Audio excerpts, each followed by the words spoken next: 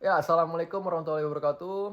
Perkenalkan, saya Muhammad Incen dengan NIM 25173021. Nah, pada kesempatan kali ini saya akan mereview landasan sosiologis dalam naskah akademik Rancangan Undang-Undang tentang Hak Cipta yang disusun oleh Badan Keahlian DPR RI tahun 2025. Nah, landasan sosiologis merupakan dasar yang menjelaskan mengapa suatu peraturan baru itu perlu dibentuk berdasarkan kondisi nyata yang terjadi di masyarakat ya. Dengan kata lain, hukum itu dibuat bukan hanya karena kebutuhan normatif ya, tetapi juga karena adanya perubahan sosial yang memerlukan pengaturan baru. Nah, berdasarkan kajian pada bab 4 ini mengenai landasan sosiologis, terdapat beberapa fenomena sosial yang menjadi alasan utama perlunya pembentukan RUU Hak Cipta yang baru. Nah, pertama, transformasi digital yang terjadi secara masif. Nah, saat ini masyarakat tidak hanya mengkonsumsi karya dalam bentuk fisik seperti buku, ya buku cetak, CD musik atau DVD film, ya. Sebagian besar tuh aktivitas telah beralih tuh ke platform digital ya, seperti media sosial, layanan streaming dan berbagai platform internet lainnya lah. Nah, perubahan pola konsumsi ini itu menyebabkan munculnya bentuk-bentuk pemanfaatan karya yang sebelumnya tidak diatur secara rinci ya dalam undang-undang lama.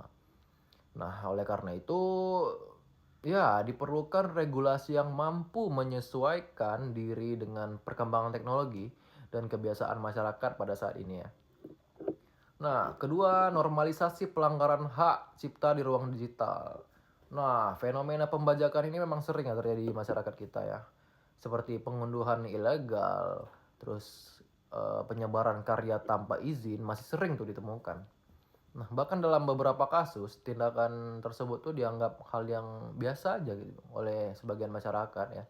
Karena mudah dilakukan dan memang sulit juga diawasi. Nah, kondisi ini tuh menunjukkan adanya kesenjangan antara perkembangan teknologi dengan kesadaran hukum masyarakat ya, teman-teman. Apabila tidak diatur dengan baik, terus pelanggaran hak cipta tuh dapat merugikan para pencipta dan menurunkan apresiasi terhadap karya kreatif ya, teman-teman. Lalu kita ada poin ketiga. Poin ketiga itu konflik antar hak moral dan hak ekonomi pencipta. Nah, dalam beberapa tahun terakhir sering muncul itu perdebatan mengenai pembagian royalti dan penggunaan karya di berbagai platform digital ya.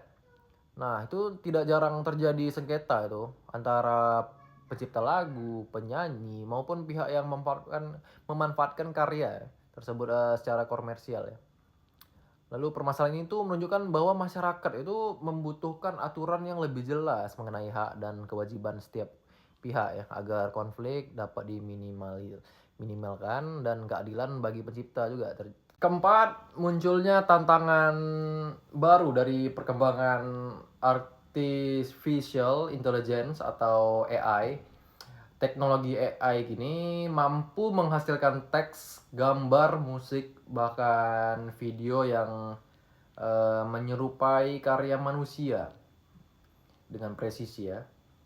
Di satu sisi, AI memberikan manfaat besar bagi produktivitas dan kreativitas. Namun di sisi lain muncul pertanyaan mengenai penggunaan karya yang dijadikan data pelatihan AI serta kepemilikan hasil karya yang dihasilkan oleh teknologi tersebut.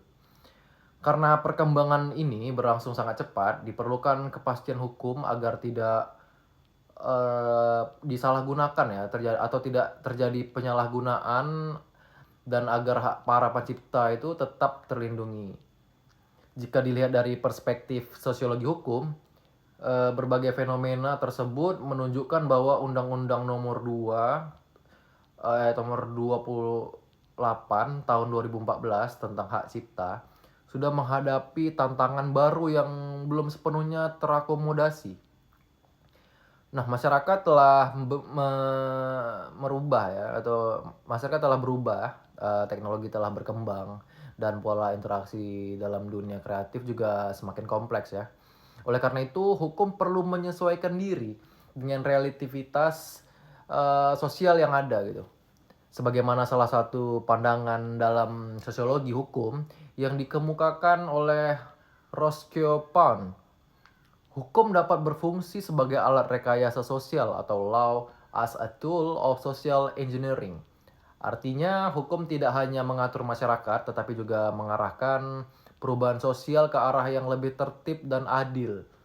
Nah, sebagai kesimpulan, saya menilai bahwa landasan sosiologis yang dipaparkan dalam naskah akademik RUU Hak Cipta ini cukup kuat ya dan relevan dengan kondisi masyarakat saat ini.